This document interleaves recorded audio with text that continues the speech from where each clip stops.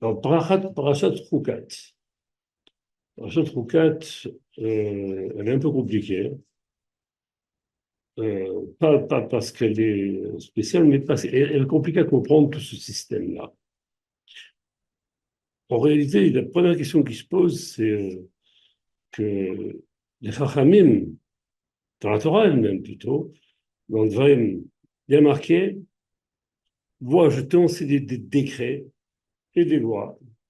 Ils sont la preuve de votre sagesse et de votre intelligence aux yeux des nations.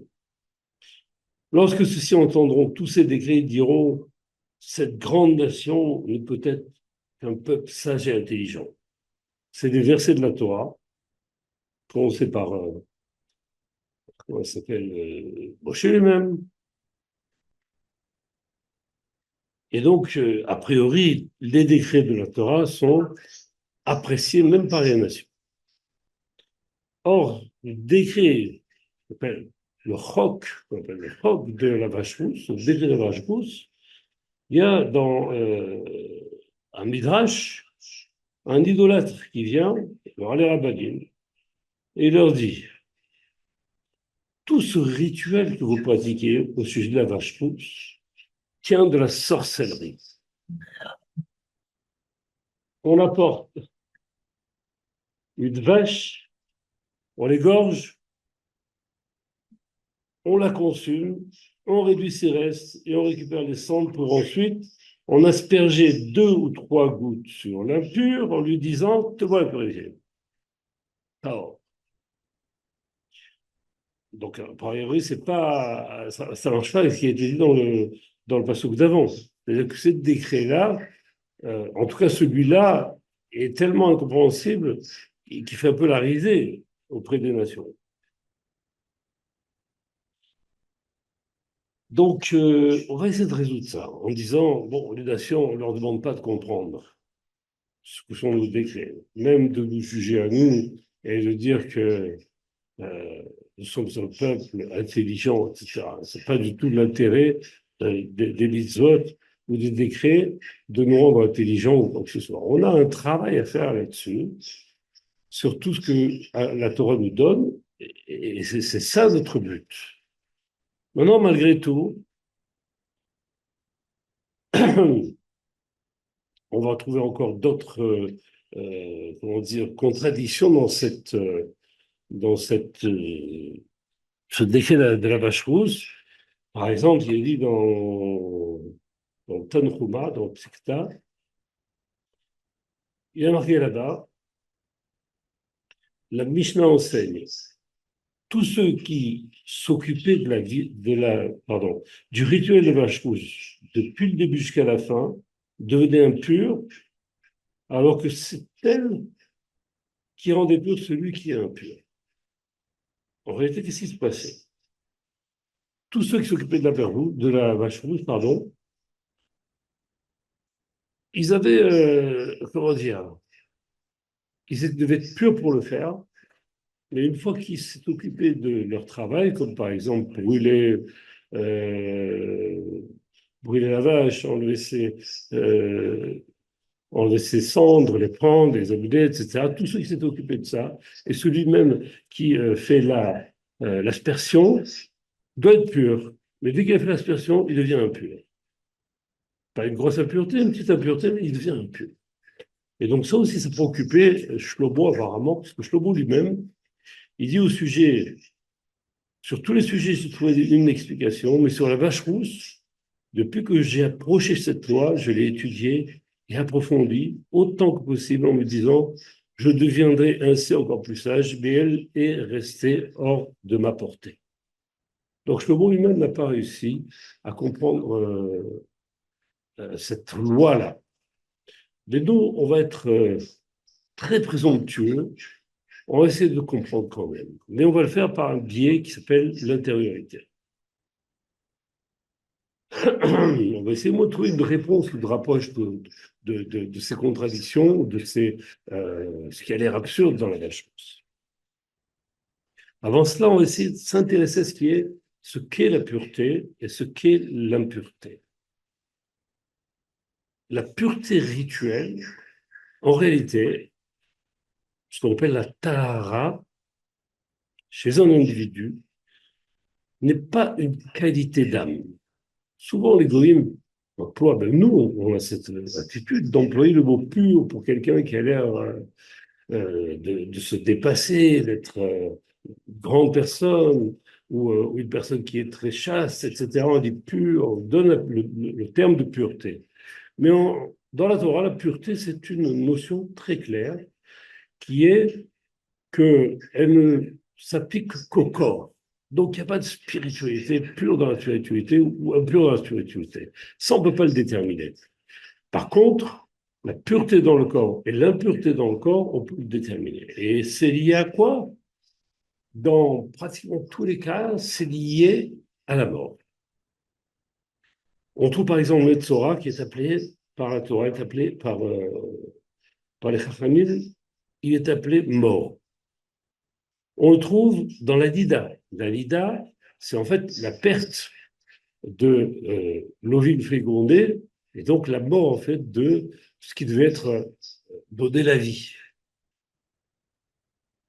Et on trouve aussi également la perte de liquide séminal chez un homme qui le rend impur. Pourquoi ça le rend impur? Parce que le liquide séminal aussi, c'est un potentiel de vie qui a été jeté.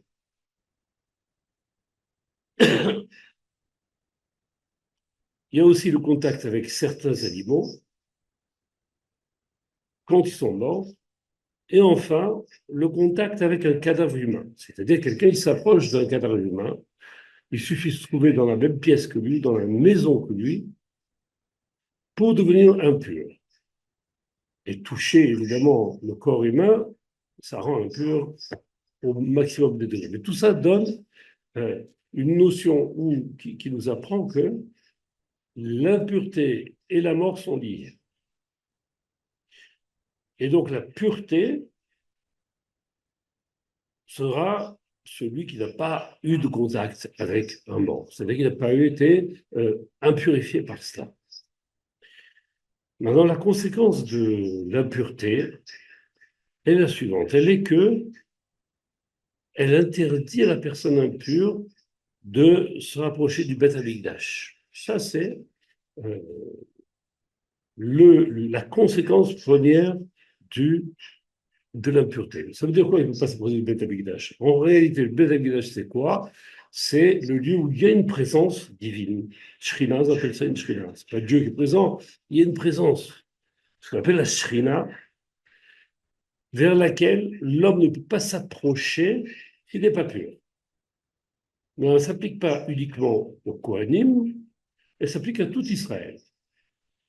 Le Beth Amikdash est composé de plusieurs degrés d'approche d'Hachem. Par exemple, le Kohen Gadol ne peut entrer dans le Beth Amikdash et dans le Kodesh HaKodashim que le jour de Kippour. Et pour ça, il doit être entièrement pur, à tel point que pendant 8 jours, on le met en contact avec des chachamim qui l'obligent à répéter sa ravoda, le travail qu'il devra faire ce jour-là. Et également, on va l'empêcher d'avoir des pensées mauvaises. Parce que lui doit être, même à ce niveau, il doit être pur au moment où il va entrer dans le Kodesh HaKodashim. Maintenant, il y a d'autres degrés d'impureté où les Kohen peuvent aller jusqu'à un certain point, les Lévim jusqu'à un certain point, le peuple jusqu'à un certain point, dans l'intérieur du Beth Amikdash. Donc, on voit bien que ceux qui pourront rentrer, ce sont uniquement ceux qui ont été purifiés, purs, entièrement purs, c'est-à-dire que s'ils avaient une impureté avant, il faut qu'ils fassent tout le processus pour les rendre purs. Alors, le processus il est très différent suivant le type de Touma, c'est-à-dire la pureté que l'on a. Et l'impureté la plus grande, c'est celle qui touche à celui qui a été à proximité d'un mort.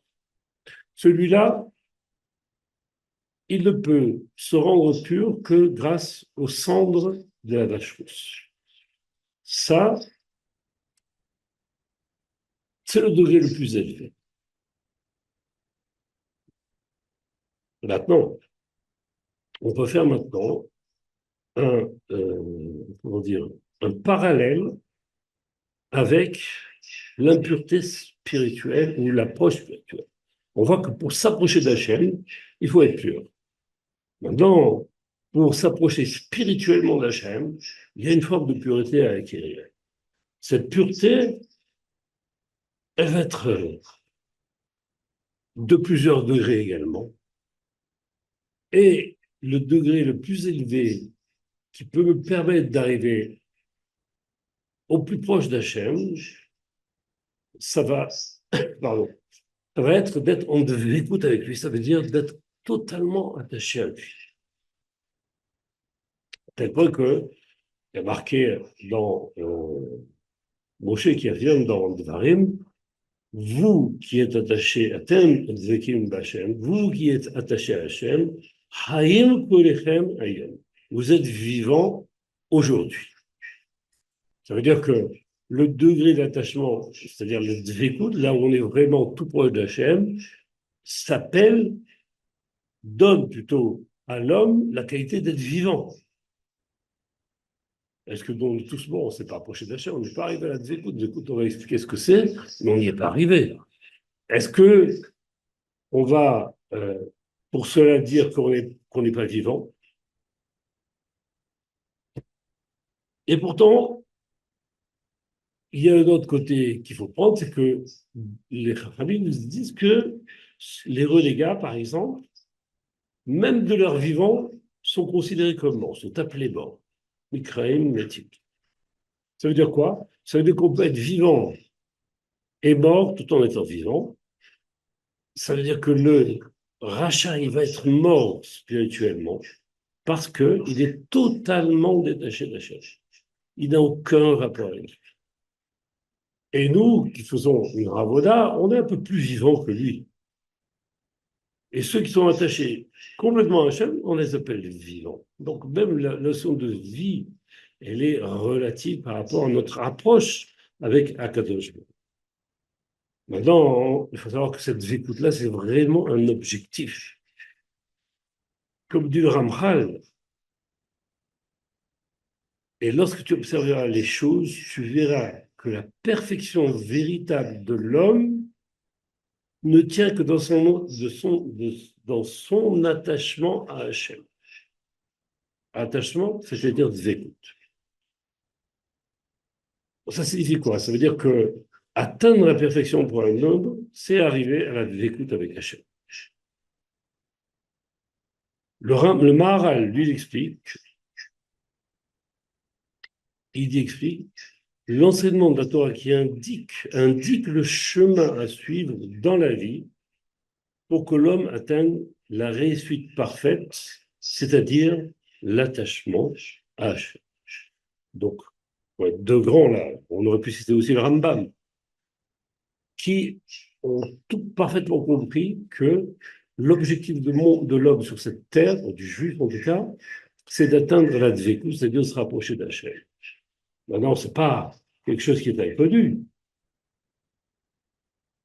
C'est quelque chose qui est aussi contenu dans les psukim de la Torah, où 4 fois, il est mentionné l'ordre de se rapprocher d'Hachem, d'être en écoute avec lui, le dovkan. Maintenant, essayons de comprendre ce que c'est cette écoute. Pour cela, la Torah pose la question, les Chachamim plutôt posent la question. Ils disent comment un homme peut-il s'attacher à Hachem, à sa présence? N'est-il pas écrit que l'Éternel est un feu dévorant? Si c'est un feu, comment on peut nous s'approcher du feu? C'est pas possible, on est fait de chair et de sang. Et la réponse est que, en réalité, pour pouvoir se rapprocher d'Hachem, Rachid nous dit marcher dans ses voies. De même qu'Hachem est appelé bienveillant, toi aussi, sois appelé bienveillant.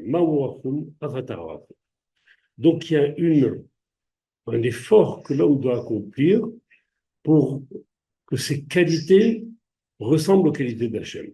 Il est bon, il est tzaddik, il est kadosh.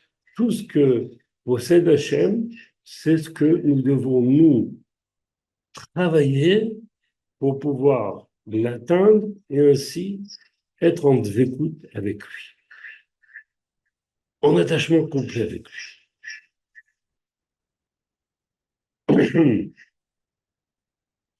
Donc, en conclusion,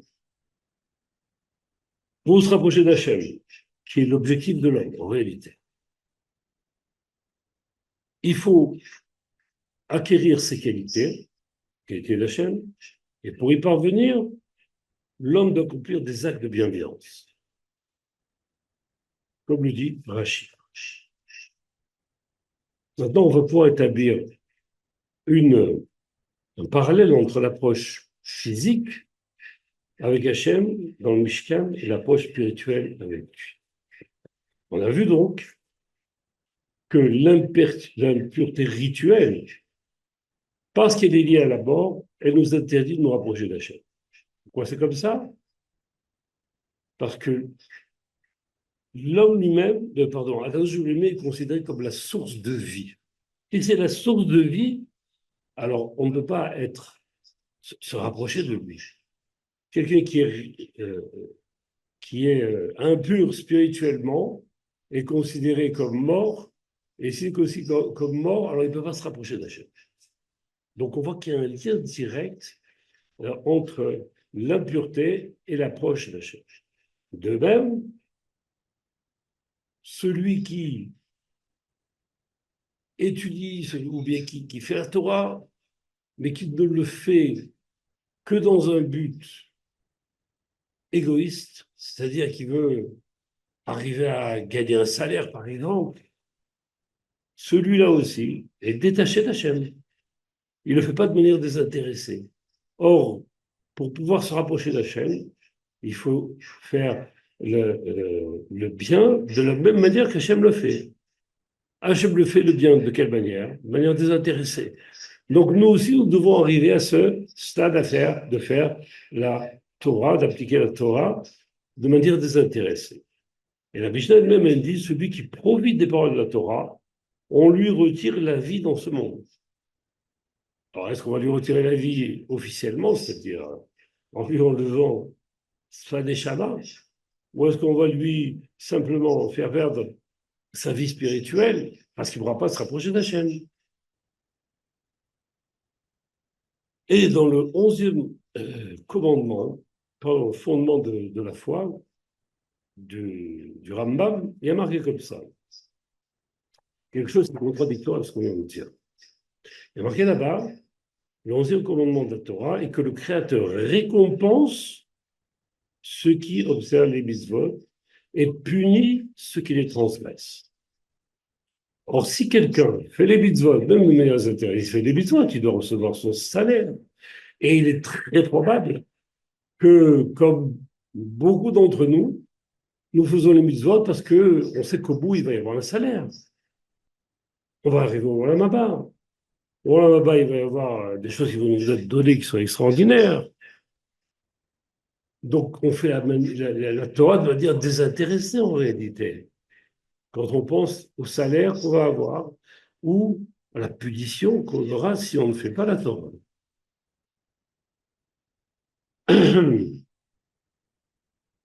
Et en réalité, celui qui va apprendre que il est nécessaire de faire la Torah de manière désintéressée, alors que lui le fait de manière intéressée, il va se passer quelque chose en lui. C'est-à-dire, je fais la Torah de manière désintéressée, mais si je lis dans la Mishnah qui a marqué Atiou, ne soyez pas comme des serviteurs qui servent leur maître pour recevoir un salaire. Autrement dit, font la Torah, pourquoi? Parce qu'ils savent qu'ils auront un salaire derrière. On nous déconseille, les Chachamim. Pourquoi ils nous déconseillent? Parce que ça ne nous permet pas d'arriver à l'écoute, d'arriver à avoir un lien avec Hachem qui nous rapproche, puisque nous sommes différents. Lui fait les choses de manière désintéressée, nous le faisons de manière intéressée. Donc on ne peut plus s'attacher, on reste loin l'un de l'autre. Et là, on va peut-être trouver une petite réponse ou bien un semblant de réponse à la question qui pose de savoir pourquoi celui qui s'occupe de la vache rousse, c'est-à-dire celui qui va la brûler, celui qui va transformer en cendre, récupérer les cendres, mais cendres, les mélanger avec l'eau lustrale, et puis celui qui va asperger l'impur, lui va devenir impur. Il doit être pur pour le faire, il va devenir impur. Plutôt on peut s'approcher de ça de cette manière. C'est qu'en réalité,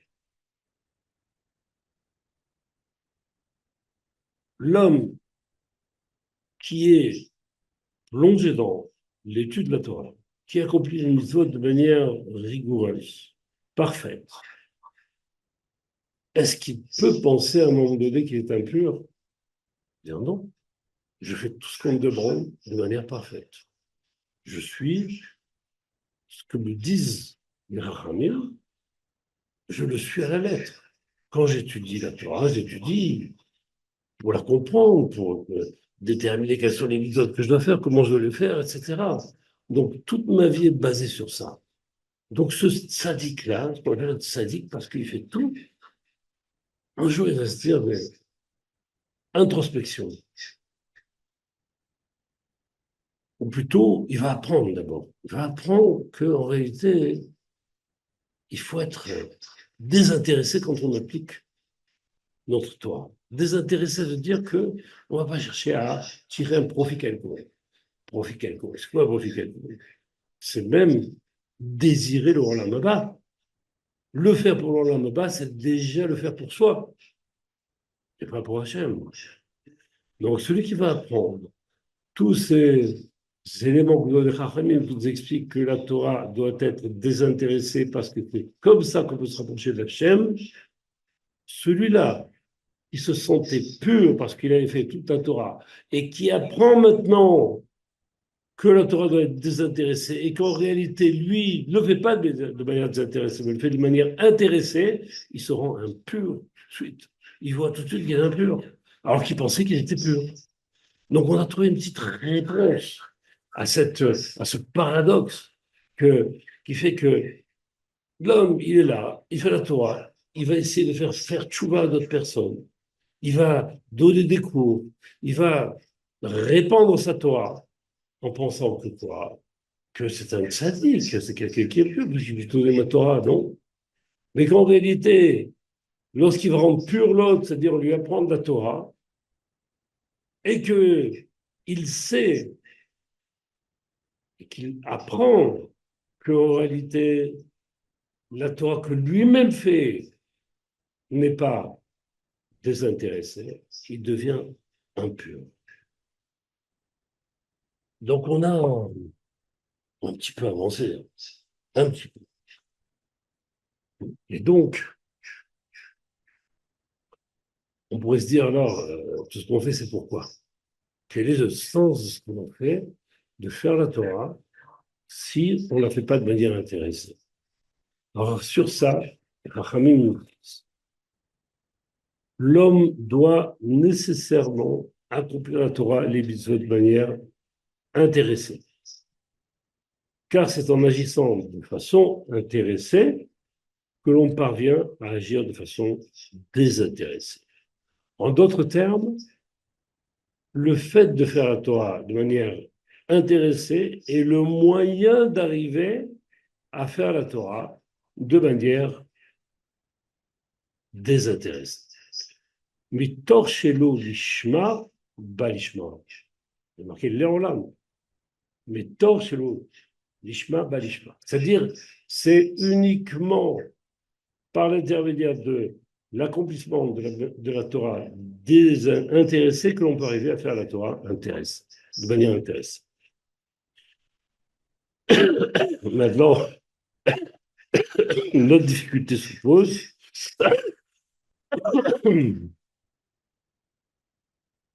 C'est que c'est extrêmement difficile de faire les choses de manière désintéressée. Ça veut dire quoi? Ça veut dire que j'ai un plaisir qui se présente à moi et je veux le dédier à Hachem. Ça peut être quelque chose de très simple. Par exemple, on va manger un plat que l'on adore, d'accord?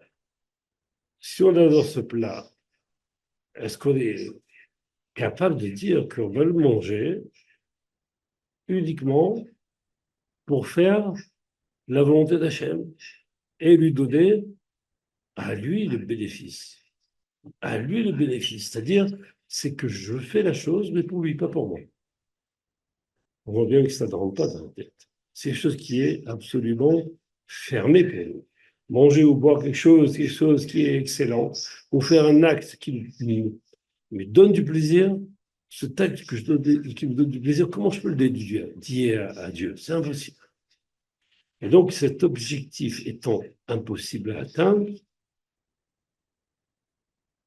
à cause de la nature même de l'homme, c'est pas que c'est impossible dès qu'en faisant des efforts, je vais y arriver.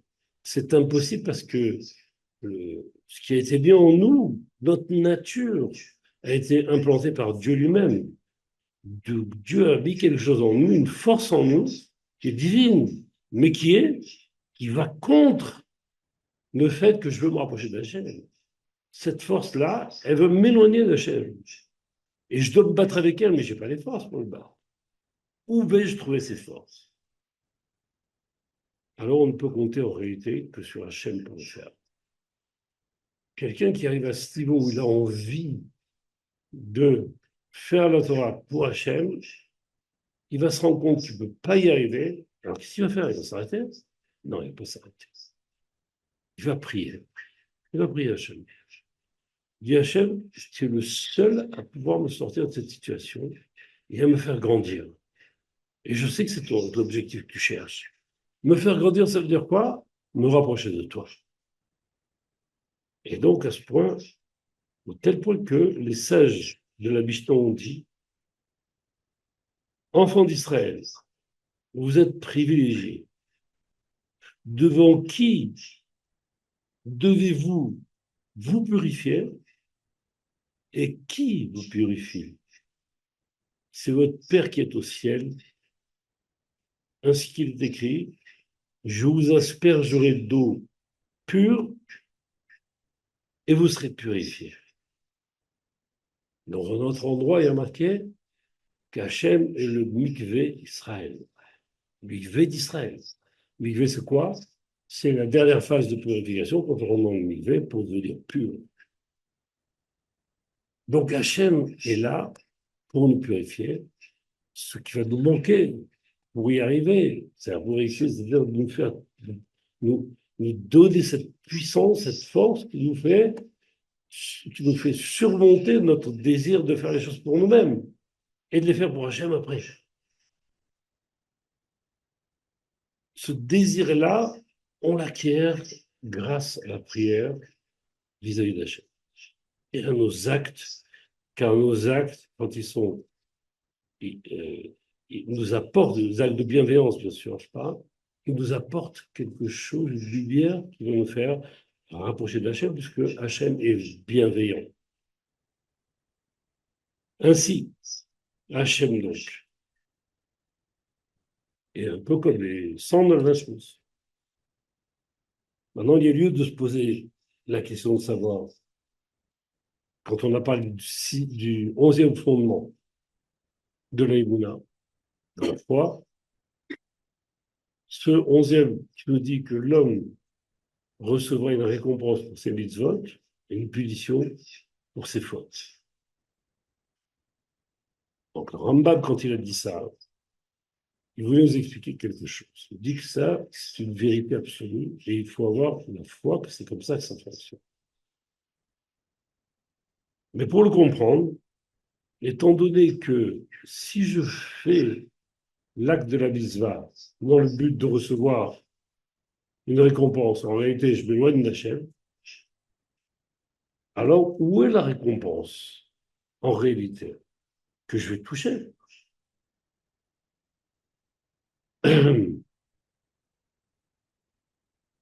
Cette récompense que je vais toucher, elle arrive au moment où je vais demander de l'aide à Hachem. Quand je demande de l'aide à Hachem, qui me la donne, il m'élève au-dessus des forces qui sont en moi, qui m'empêchent de me rapprocher de lui. Donc cette force qu'il m'a donnée, c'est ça la récompense. Et quand je reçois cette récompense, et que j'arrive avec toutes les récompenses que j'ai eues grâce à ces actes, on parle de récompenses spirituelles uniquement, évidemment, ces récompenses spirituelles vont m'élever moi vers Hachem, et lorsque j'ai atteint Hachem, je vais recevoir la vraie récompense, celle qui est déjà prévue pour moi, et que le Ramchal décrit dans Messiah de Sharim en disant que, d'où je sais que c'est prévu que je la touche, pourquoi? Parce que l'homme, comme dit le Ramchal, n'a été créé que pour se délecter d'Hachem et profiter de l'éclat de sa présence, qui est le véritable plaisir, le plus grand délice qui existe. Ça, c'est la récompense qu'on doit toucher. Mais pour la toucher, on doit recevoir plein de petites récompenses avant. Et les récompenses qu'on touche avant, c'est ce qui va me transformer. Chaque fois que je me transforme et que je m'élève, c'est une récompense. À l'inverse, si je fais des choses qui ne sont pas dans le derrière de la Torah, dans la voie de la Torah, je vais être puni. Je vais perdre un peu de ces. Je vais avoir une punition qui est que je m'éloigne d'Hachem. Donc on voit que ce que dit Rambam est parfaitement juste. Simplement, il faut ajuster, nous, le type de récompense qu'on va toucher. Si celui qui fait la Torah, il pense qu'il va réussir dans la vie, il s'est trompé. Celui qui fait la Torah en disant, grâce à ça, je vais gagner mon lamada, mon monde futur, il se trompe. Pourquoi? Parce qu'en même temps qu'il pense ça, ça signifie qu'il fait ses mitzvot dans son intérêt. Et donc, pas dans le but de satisfaire Hachem. Donc voilà, on a fait un petit peu le tour de ce qui s'appelle l'attachement à Hachem et de la purification de l'homme. L'homme se rapproche d'Hachem en se purifiant. Sa purification, elle vient même d'Hachem, comme on l'a vu ici, puisque c'est lui qui nous aide à nous développer de sorte à ce qu'on puisse se rapprocher de lui. Voilà, et ben, j'espère que j'ai été assez clair. Le sujet de temps est plus difficile. Et j'espère aussi que, bon, si vous avez des questions, vous pouvez les poser, il n'y a pas de problème.